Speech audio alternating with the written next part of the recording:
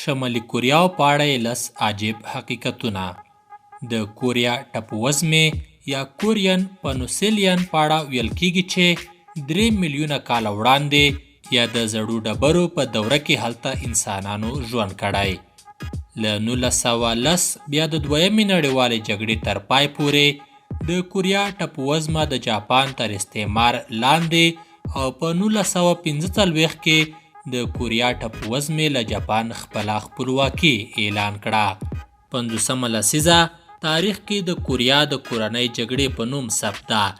1950 زیږدیز کال کې د کوریا کورنۍ جګړه وه چې کیم ایل سونګ یا د شمالي کوریا د اوسني مشر کیم جونګ اون نیکه د کوریا ټاپووزمې سویلي برخو باندې برید وکړ او ځینې برخې یې ونیولې. دغه جګړه لامل شوه چې د کوریا ټاپووزمه کې تاوتریخوالی ډیر شي. روسیې، امریکا او ملګرو ملتونو مداخلې وکړې او په پایله کې ټاکنې ترسره شوې. د جنجالي ټاکنو په پایله کې ملګرو ملتونو د سویلي کوریا دولت په رسمیت وپېژنده او ورپسې کیم ایل سونګ شمالي کوریا ځان ته هیواد اعلان او د یې لومړی وزیر شو. کیم ایل سونګ له 1948 بیا تر 1994 کلونو پورې د شمالي کوریا واګې په لاس کې لرله. که څه هم د دغه دوه کوریاګانو سره د شمالي او سویلي کلمې کارول کیږي خو دوی په رسمي ډول دغه کلمې نه کاروي او دواړه هیوادونه د کوریا د ټاپووزمې په کچه د حاکمیت دعوه کوي. په رسمي ډول د شمالي کوریا نوم د کوریا د خلکو ډیموکراتیک جمهوریت یا ډیموکراتیک پیپلز ریپابلیک آف کوریا او همدا ډول د سویلي کوریا نوم د کوریا جمهوریت یا ریپابلیک آف کوریا لیکل کیږي. د شمالي کوریا حکومت او سیاست. شمالي کوریا سوسیال دولت دی، اساسی قانون لري او د سخت مرکزی حکومت لرونکی دی.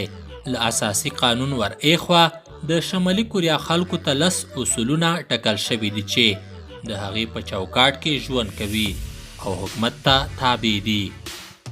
لومړی، موږ به خپلې وروستۍ مبارزې په دې پار کوو چې د کیم ایل سونګ د انقلابي ایډیالوژۍ اړوند ټولنه په یووالي کې وساتو. دوهم، موږ باید پر ستر رهبر کیم ایل سونګ افتخار وکړو او ورته وفادار واوسو. دریم، موږ باید د ستر رهبر کیم ایل سونګ شخصیت ته بشپړ درناوی ولرو. څلورم، موږ باید د کیم ایل سونګ پر ایډیالوژۍ عقیده ولرو او د ژوند لاره یې جوړه کړو. پنځم، موږ باید پرته له کوم شرطه د ملګري کیم ایل سونګ لارښوونې پلي کړو. شپږم، موږ باید له کیم ایل سونګ زده کړو. د هغې کمونیسته او انقلابي مفکوره باید پلي کړو. اووم، سیاسي ژوند مو باید د کیم ایل سونګ په قدم وي. اتم، موږ باید د کیم ایل سونګ سترې لاسته راوړنې وساتو او تر نسلونو یې ورسوو. او داسې نور. له پورته اصولو ور ایخوا د شمالي کوریا خلک د حکومت د رسمي ایډیالوژۍ تر سیوري لاندې چې جوچي نومیږي ژوند کوي. جوچي په دې ولاړه ده چې انسان د خپل برخلیک خاوند دی. د شمالي کوریا له جوړېدو بیا تر نن د دې هیواد واک د کیم کورنۍ په لاس کې دی. له جوړېدو بیا تر 1994 پورې کیم ایل سونګ، له 1994 بیا تر 2011 کیم جونګ ایل او اوسمهال کیم جونګ اون. شمالي کوریا په 1991 زیږدیز کال کې د ملګرو ملتونو غړی هیواد شو او اوسمهال د یو خپلواکه دولت په توګه په رسمیت پیژندل کیږي. شمالي کوریا د نړۍ په 40 هیوادونو کې سفارت خونې لري. چین په نړۍ کې د شمالي کوریا تر ټولو نږدې او د پراخه اړیکو هیواد دی. وګړي او پراخوالی. شمالي کوریا له سویلي کوریا پراخه ده. د سویلي کوریا پراخوالی 100,000 خو بیا د شمالي کوریا پراخوالی 120,000 کیلومتره مربع دی. شمالي کوریا د نړۍ 90م او سویلي کوریا د نړۍ 106 تر ټولو ستر هیواد دی. د شمالي کوریا نفوس 25 میلیونه چې د سویلي کوریا د وګړو نیمایي کیږي. د شمالي کوریا رسمي دین الحاد یعنی بېدیني په رسمیت پیژني.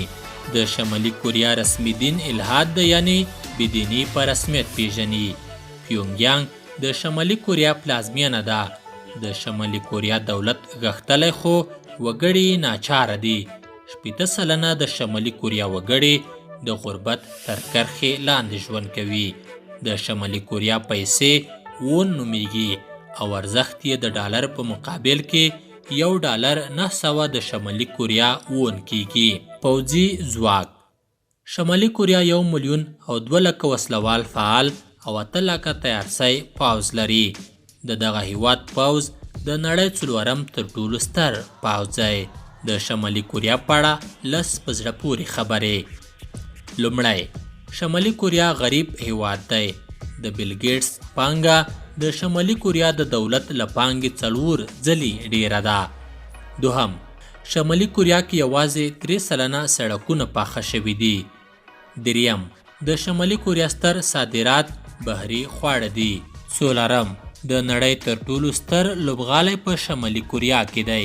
پنځم، که شمالي کوریا کې څوک له قانون سرغړونه وکړي او قانون مات کړي نو د کورنۍ غړو ته به تر 3 نسله سزا ورکول کیږي. شپږم، د شمالي کوریا پلازمینه کې هر څوک ژوند نشي کوی. هلته به یوازې هغه کس اوسي چې دولت ته یې خپله وفاداري ثابته او اشرف وي. اووم، شمالي کوریا کې یوازې 3 تلویزیوني چینلونه دي. اتم، هلته د کال د ګرځندویه شمیر له 15,000 زیات نه دی. نهم، موزیک او سندرې له خپرېدو وړاندې لومړی باید د حکومت لخوا تایید شي. لسم او وروستی، شمالي کوریا کې میرمنې نږدې د نارینه‌و برابرې په حکومتي او نورو چارو بوختې دي.